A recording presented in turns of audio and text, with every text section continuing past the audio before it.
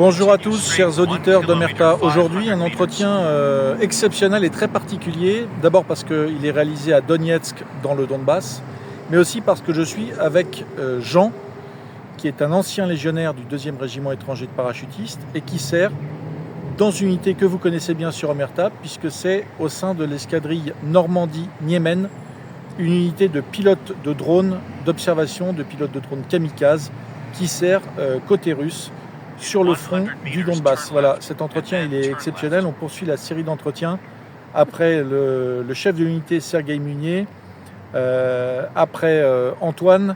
Et bien aujourd'hui, c'est au tour de Jean de passer aux questions d'Omerta. Je vous dis à tout de suite.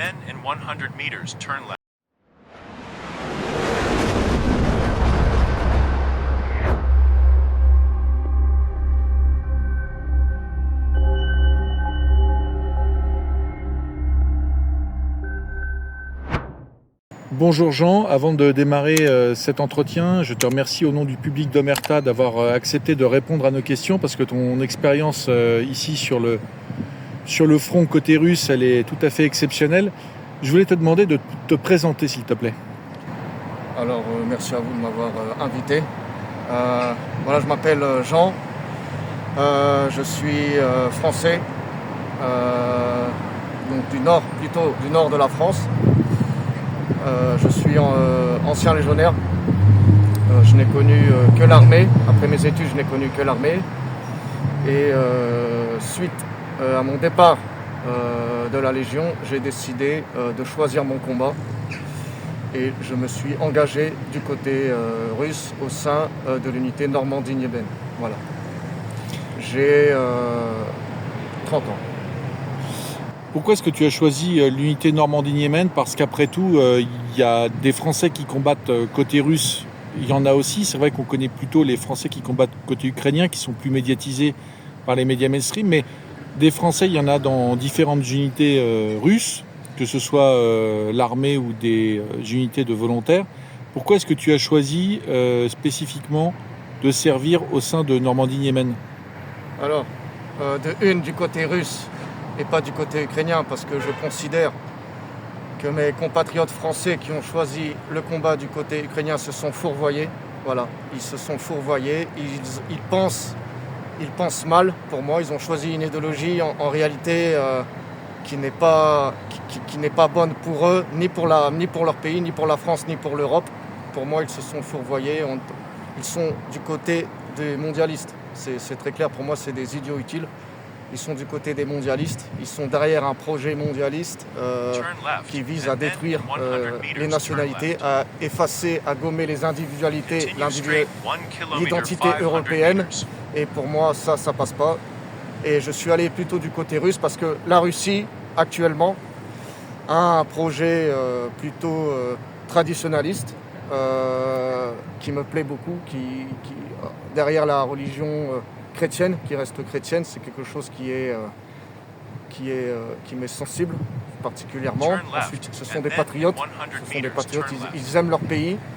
Ils ne sont pas ultranationalistes comme on peut le savoir parce qu'il y a énormément d'ethnies en Russie, il y a une multiplicité de pays au sein même de la Russie. Ce n'est pas un bloc homogène, c'est un bloc homogène sur le plan politique, mais il y a un respect des différentes cultures, et notamment de la culture musulmane au sein du Caucase et autres. Il y a énormément de musulmans qui servent dans l'armée que j'ai pu rencontrer. On était des frères d'armes. Donc ça se passe très bien. C'est pas comme chez nous, c'est un peu plus critique ce sujet. Ensuite, du côté de l'unité Normandie-Niemen, parce que c'est une unité qui a une histoire, qui a son histoire, qui est héritière de l'unité qui a été envoyée par Charles de Gaulle pendant la Seconde Guerre mondiale en URSS pour lutter contre l'occupant allemand. Voilà, avec la Russie, contre l'occupant allemand. Et je considère que l'Union européenne est en toile de fond l'État profond américain. Je ne parle pas de l'Amérique, mais je parle bien de l'État profond américain. et tout ce qui va avec, hein, toutes les sociétés, les BlackRock, les fonds de pension, les sociétés Vanguard, je parle, c'est de ça dont je parle spécifiquement. Hein. J'ai rien en particulier contre l'Américain moyen qui vient d'Alabama, le redneck. On est un peu sur la même longueur d'onde, parce que ce sont les biaisés de la mondialisation et du libéralisme. Voilà. Donc voilà, la Russie lutte contre l'Union européenne, cette occupation, et en France, moi-même français, qui lutte contre une occupation qui est plus sensible, qui n'est plus allemand, mais qui est cette fois-ci en provenance de l'État profond américain, voilà, et qui a ses sous-chambres au sein du gouvernement actuel, qui est représenté par le gouvernement Macron, hein, qui n'est en réalité qu'un pantin. Ce n'est qu'un pantin, c'est un banquier de Rothschild, voilà. Donc on voit bien déjà, il a fait partie du programme des Global Young Leaders, donc directement un agent américain très clairement. Il a bradé Alstom, voilà, je ne rentre pas dans les détails. Olivier Marley et la mort d'Éric Dénessé encore plus récemment sont assez symptomatiques de l'état d'esprit du gouvernement actuel. Donc voilà, j'ai choisi l'unité Normandie-Niemen parce qu'elle est du bon côté de l'histoire. Voilà. Et ce qui est important, c'est d'être du bon côté de l'histoire. Bon. Alors tu l'as dit, tu as servi dans la Légion. Là, tu as choisi l'unité donc Normandie-Niemen, qui est une unité de dronistes, de pilotes de drones d'observation, les Mavic, de pilotes de drones kamikazes, les fameux drones FPV. Est-ce que c'était déjà ta spécialité dans la Légion, ou est-ce que finalement tu as redémarré de zéro sur un secteur qui est, on peut dire, assez nouveau dans l'art de la guerre? Alors, oui, là, pour moi, quand je suis arrivé en Russie et quand j'ai rejoint l'unité Normandie-Niemen, c'était totalement nouveau. C'était au sein même de l'armée russe, c'est une autre culture militaire. C'est tout à fait contraire à ce que nous on peut voir dans la culture militaire plutôt occidentale, et notamment française. À la Légion, j'étais tireur de précision et ensuite j'étais opérateur radio de mon chef de section. Là maintenant, j'ai fait une formation en début de contrat sur drone FPV. Voilà, donc il y a deux types de drones, les FPV, donc qui sont les drones kamikazes qui vont directement taper les objectifs, et il y a les drones Mavic qui eux sont plus sur des missions de reconnaissance de terrain, et un peu davantage maintenant tout ce qui est largage, donc Vbros, qui largue des mines, on dit, ça s'appelle du Vbros, et il largue tout ce qui est mine, ce genre de choses, différents explosifs sur des cibles, et ensuite ils retournent sur leur base de vol, alors que les drones FPV, c'est du one shot, ils arrivent, ils touchent la cible et c'est terminé. Donc c'est quelque chose de tout à fait nouveau. Je suis particulièrement intéressé par ça parce qu'on est vraiment dans une sorte...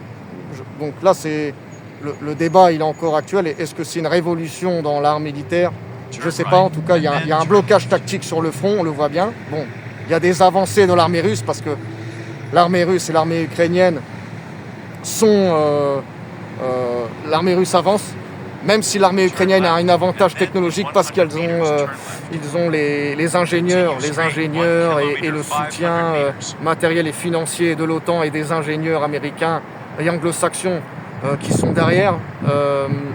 Ils gardent l'avantage technologique.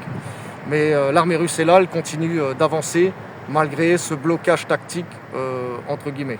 Voilà. Et toi, tu as une spécialité, tu as dit qu'il y a du drone d'observation, du drone FPV. Ta formation, elle te permet de piloter et l'un et l'autre. Et dans ton travail, est-ce que tu as choisi ou on t'a désigné pour l'un ou l'une ou l'autre des spécialités? Alors, tout le monde a fait... J'ai commencé dans l'unité de formation au début de mon contrat. Il s'avère qu'au bout d'une semaine, 2 semaines, j'ai fait des simulations sur un logiciel de drone et il s'avère que je savais bien piloter. En 2 semaines, j'avais quasiment tous les rudiments du pilotage de drone, hein, parce que c'est assez technique. C'est assez technique, il faut avoir... ça demande pas mal de dextérité, quoi. C'est pas quelque chose qui s'apprend rapidement, très clairement. Et ils m'ont dit, pour moi, il n'y avait pas de problème, je pouvais faire FPV, contrairement aux autres personnels qui ont eu plus de difficultés. Là, ils ont basculé sur un autre module, le module Mavic, qui est plus abordable, parce qu'il est plus facile à piloter. Voilà. Et par ma spécialité FPV kamikaze, moi je ne suis pas en mesure de piloter un Mavic, même si j'ai déjà les rudiments de base, mais ce n'est pas ma mission première. Voilà. C'est plus dur de piloter ou d'apprendre à piloter un drone FPV ou un Mavic? Un FPV, oui, largement. Pour quelle raison? Eh ben parce qu'en fait, les FPV, c'est des matériaux, les drones FPV, ils sont à 5 à 600 $ environ. C'est du one-shot, c'est du consommable. Ça demande d'aller directement, de suivre un objectif, très concrètement, de s'approcher de la cible, de taper la cible. Et la caméra également est de moindre qualité, donc c'est pas quelque chose qui est inné. Alors que le Mavic, on est sur du matériel qui est entre 5 et 10 000 $. Ouais. La caméra est beaucoup plus optimale. Voilà, on y voit beaucoup mieux, très clairement. On voit beaucoup mieux les différences de terrain. Au niveau de la topographie, c'est beaucoup plus facile de s'orienter. Et également pour tout ce qui est pilotage, la manette, la télécommande est beaucoup plus abordable. Alors tu l'as dit, vous êtes des chasseurs, le droniste est un chasseur, mais vous êtes aussi parfois l'objet de chasse de la part des dronistes ukrainiens. Est-ce qu'il t'est arrivé justement d'être pris pour cible par des drones ukrainiens? Est-ce que tu peux nous raconter comment ça s'est passé, au moins une anecdote? Alors oui, c'est arrivé parce que 80% des pertes sur le front sont suite aux attaques de drones. Très clairement, c'est la menace principale. Donc nous, en tant que pilote, on le sait clairement. Une anecdote en particulier, la dernière mission que nous avons effectuée, on est arrivé sur position. C'était une nouvelle position qui a manqué pour moi de préparation sur le plan défensif, mais on était contraint par le temps, donc on n'avait pas eu le temps de valoriser sur le plan défensif la position. Et on a envoyé le premier drone, et suite à ça, environ 3 heures après, il y a un drone ukrainien qui est arrivé, parce qu'on a été détecté en réalité, parce qu'on envoie des signaux. On envoie des signaux parce qu'il y a la commande, il y a la vidéo, donc on envoie des signaux. Et suite à ça, oui, on a été détecté, et directement le drone est venu sur notre position. Le drone ukrainien est venu sur notre position. Il savait qu'on était là, et c'était un peu particulier parce que on n'avait pas du tout d'endroit où se protéger. Et il a fini. On a ouvert le feu et il a fini par exploser suite à ça. Mais oui, là le drone, il voyait notre base de vol. Il n'est pas venu s'exploser, il traitait directement notre base de vol, non. Il faisait des allers-retours parce qu'il cherchait les pilotes. Il cherchait les pilotes et on savait, on était 2 sur place à ce moment-là, et on savait tous les 2 qu'ils voulaient traiter les pilotes parce que toucher un pilote russe, ça c'est rentable. C'est quelque chose de rentable pour eux. Neutraliser un pilote russe, c'est rentable, alors que traiter une position russe, en soi, c'est moins rentable. Qu'est-ce que vous avez fait quand vous avez entendu le drone FPV sur votre position? Vous êtes caché? Vous avez tiré dessus? Comment vous avez réagi? Non, on ne se cache pas. On se poste. Alors, immédiatement, on pensait au début qu'il allait passer, parce qu'on entend, on le voit.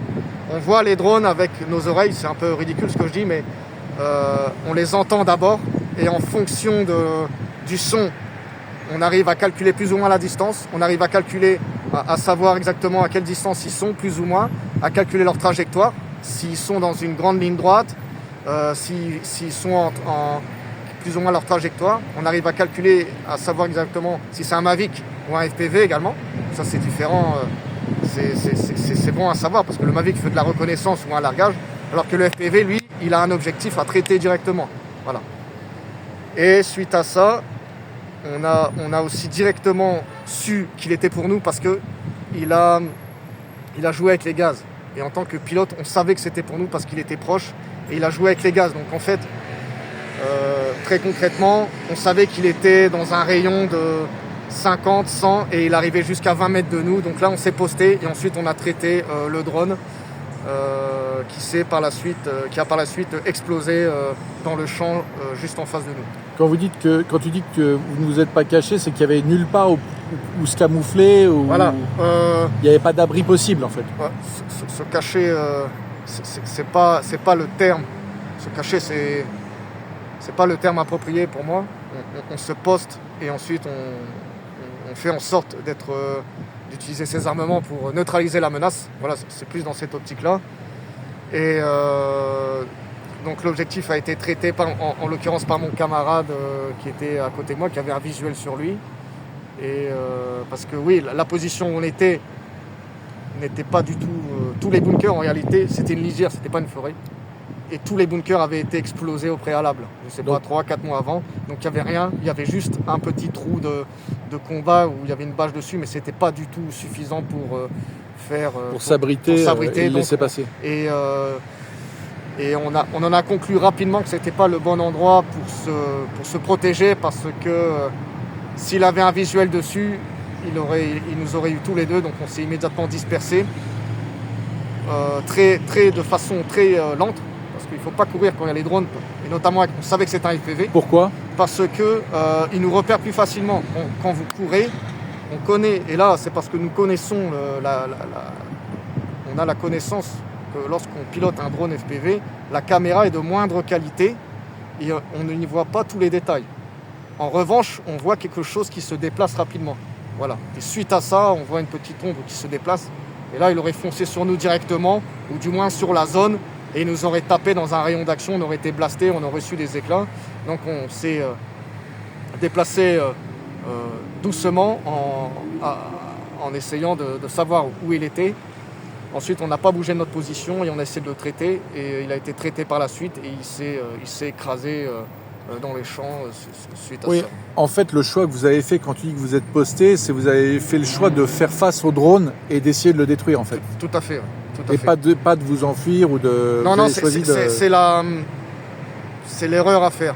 C'est l'erreur à faire si vous avez la possibilité. Si vous avez la possibilité, c'est de se poster et de rester immobile et de faire face au drone. Je sais que ça demande un sang-froid particulier, mais pour moi, en tant que pilote de drone, avec le peu de connaissances que j'ai, pour moi c'est la meilleure réaction à avoir face à un drone FPV. Alors j'ai dit en introduction, tu as servi au 2e régiment étranger de parachutistes. C'est un régiment d'élite de la Légion et c'est un régiment d'élite de l'armée française tout court, de l'armée de terre, avec d'excellentes formations, un excellent encadrement. Toi, quand tu as mis un pied ici et un pied sur le terrain en opération, est-ce que tu es arrivé dans un monde que tu connaissais ? En quoi cette guerre, finalement, elle est très différente de ce que vous avez pu faire, de ce que tu as pu faire à la Légion ? Alors, en tant que spécialité dans les parachutistes, on a très bien vu au début du conflit en 2022, par exemple, avec la tentative et l'assaut des VDV, des paras russes sur Hostomel, ça a été un revers. Ça a été plus ou moins un revers, il faut le reconnaître. L'assaut n'a pas abouti. Suite à ça, je n'ai pas entendu parler d'autres assauts qui se sont passés sur le plan horizontal, avec des unités para, c'était peut-être des forces spéciales russes, mais ça je n'ai pas eu de retour là-dessus. Donc pour moi, ça ne sert pas à rien parce que la mentalité para, c'est on tient la position coûte que de coûte, quoi. Et j'ai d'ailleurs un très bon ami avec qui s'est engagé, mais qui est dans une autre unité russe. Il m'a très bien dit, un Repman aussi, il m'a dit on part là-bas, mais on part, c'est pour Dien Bien Phu, quoi. Donc on part, mais il n'y a pas une idée de retour. On est venu dans le premier contrat et c'est vrai que pour moi aussi, maintenant les choses ont un peu évolué, mais il n'y avait pas une idée de retour pour le premier contrat, parce que j'étais avant avant d'être dans le Normandie-Niemen, j'étais dans l'infanterie. J'étais dans une unité d'infanterie Landa. Et le taux de perte est assez conséquent.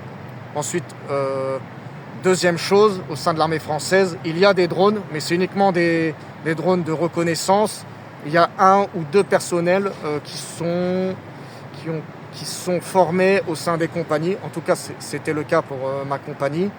Et c'était uniquement des drones de reconnaissance à rayon d'action limité. Voilà. Donc il n'y a pas de drone de frappe, type FPV, etc.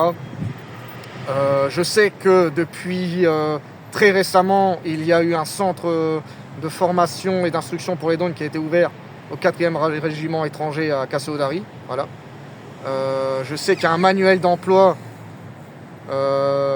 des drones qui a été rédigé et qui est en circulation au sein de l'armée française. J'ignore exactement le rétex qui a eu lieu sur le conflit russo-ukrainien, mais de ce que je sais, de ce que j'ai pu comprendre, c'est uniquement des drones Mavic pour la reconnaissance. Voilà, donc c'est pas de la frappe dans la profondeur, c'est pas de la frappe tactique type FPV, etc. Donc je me demande vraiment, face à un assaut aéroporté de type régimentaire ou un assaut frontal de cavalerie blindée, une petite unité de drone, une petite section de drone peut largement neutraliser, voire détruire l'ensemble de ces personnels. Mais toi, du coup, quand tu mets un pied là dans ta première opération ici sur le terrain, est-ce que cette guerre, elle ressemble à la guerre qu'on t'a apprise à faire à la Légion, ou est-ce que c'est complètement différent ? C'est totalement différent. Et pourquoi ? Parce que l'emploi des drones amène une refonte du dispositif à l'arrière, ne serait-ce que des unités régimentaires. Il n'y a plus de régiments, c'est des unités en fait qui sont morcelées partout sur le territoire, sur la ligne de front. Il n'y a plus de grosses unités type régimentaire comme on peut l'avoir en France. Ensuite, sur le terrain, il n'y a plus de grandes opérations blindées comme on a pu le voir ou comme on peut le voir en entraînement, etc., au sans-UB, au sans-TAC, etc. Ce n'est pas possible parce que le drone vient automatiquement, une série de drones vient automatiquement faire échouer cette avancée. Donc c'est quelque chose de très morcelé, ne serait-ce que par exemple pour le ravitaillement, donc on appelle ça les Yandex, les rotations en position ou le ravitaillement qui arrive en première ligne se font en quad, en motocross ou en Buranka, qui est le petit véhicule type Volkswagen assez rapide et pratique, quoi. Les gros GBC, comme on peut avoir dans l'armée française, qui apportent le matériel, ils sont beaucoup trop lourds, ils sont beaucoup trop voyants, ils ne sont pas assez rapides pour échapper à un drone. Ils se font immédiatement détruire ou neutraliser. Voilà. Et je l'ai constaté aussi. Parce que les Russes ont encore des camions type Kamaz, et je l'ai encore constaté à ma dernière mission, c'est très fréquent. Il y a eu d'ailleurs un blessé suite à ça. Et ici, quand on parle de cette guerre, on parle aussi beaucoup de la puissance de feu de l'artillerie. Ça, c'est aussi quelque chose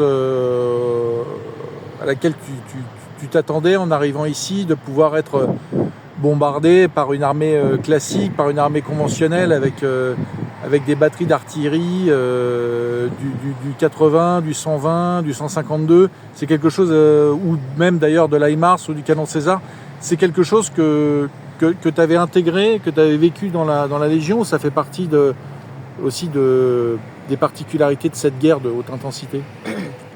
Eh ben, moi je vais dire que c'est une des particularités de cette guerre, parce qu'au sein de l'armée française, il me semble que la quasi-totalité du parc d'artillerie français a été léguée à l'Ukraine, donc il n'y a quasiment plus d'artillerie en France, quasiment tous les Césars, et tout ce qui reste a été légué aux Ukrainiens, donc il n'y a quasiment plus rien. Et il me semble aussi que pour ce qui est des jours en ce qui concerne les munitions à disposition, les munitions et le ravitaillement à disposition pour que les effectifs de l'armée française puissent tenir un front de je ne sais pas combien de dizaines de kilomètres, il est de 1 semaine, il me semble. Il est de 1 semaine. Mais ce que je voulais dire, c'est est-ce qu'à la Légion, tu avais appris, peut-être comme ça t'est arrivé ici sur le terrain, que quand tu es dans ta tranchée ou dans ton abri ou dans la lisière d'un bois où tu es posté, est-ce que on t'a un jour dit que tu pourrais être bombardé par du 152 mm, par du mortier de 120, par des roquettes d'HIMARS, par des munitions intelligentes? Est-ce que c'est quelque chose que tu avais intégré, cette intensité de l'artillerie, cette intensité des bombardements ennemis? Est-ce que c'est quelque chose auquel tu t'attendais en arrivant ici? On avait été formés à faire face en tant que parachutiste à toutes les situations les plus défavorables qui soient, à un contexte extrêmement dégradé au sein du REP. C'est notre marque de fabrique d'intervenir dans une situation qui est extrêmement dégradée, à faire face à tout type de menaces et à être prêt à être réversible, voilà. Et notamment faire face à de l'artillerie en valorisant des positions des troupes de combat et en faisant face à de l'artillerie ennemie, mais pas effectivement à ce type de combat de haute intensité comme on a pu connaître ici face aux Ukrainiens.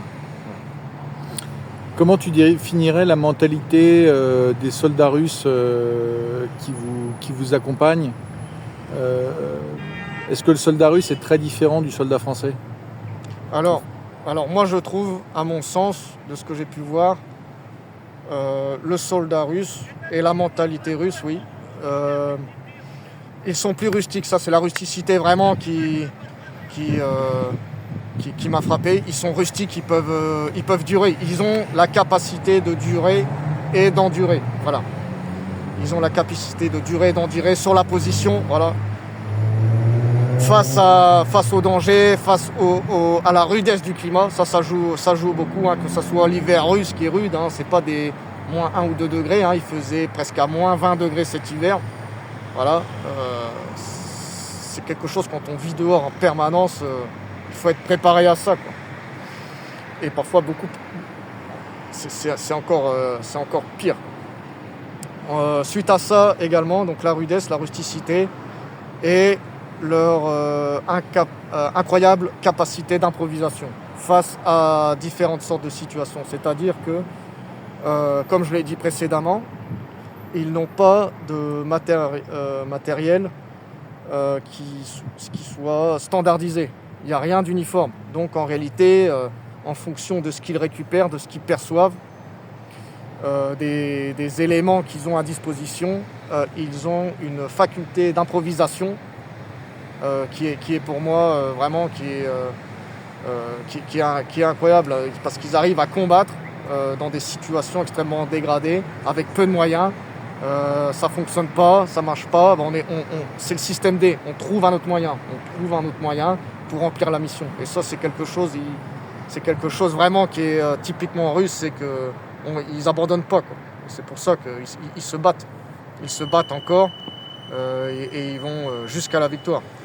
Et j'ai envie de dire, étant donné que c'est, pour moi, à mon sens, ça c'est mon avis personnel, c'est une guerre civile, le peuple ukrainien, c'est un peuple frère, les Ukrainiens, il y a autant de russophones dans l'armée ukrainienne que d'Ukrainiens également qui sont dans l'armée russe. Enfin, c'est un peuple frère, c'est une guerre fratricide et on a la même mentalité du côté ukrainien. C'est pour ça que les Ukrainiens ne lâchent rien, ils se battent, ils sont dans les tranchées, ils savent qu'ils perdent du terrain, mais ils sont là, il y a la mission à faire.